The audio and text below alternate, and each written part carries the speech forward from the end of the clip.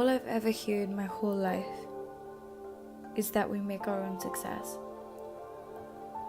But if we didn't get an A in our classes or understand something, then we are made to feel stupid or below average, no matter how hard we worked. The truth is, none of that really matters. It doesn't really matter how clever you are or how well you can take tests. All that matters is that you're whole, mentally, physically, and that you're happy. It doesn't matter if your classmate has grown up to be a rocket scientist and all you feel you are is a barista.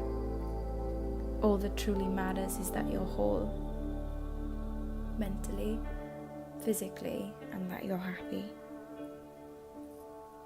Our futures are not written in stone, and our truths are only what we let them become.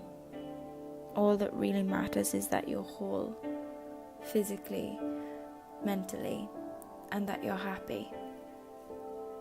This world has enough people just doing things to pass time, like robots, living to work instead of living to feel alive.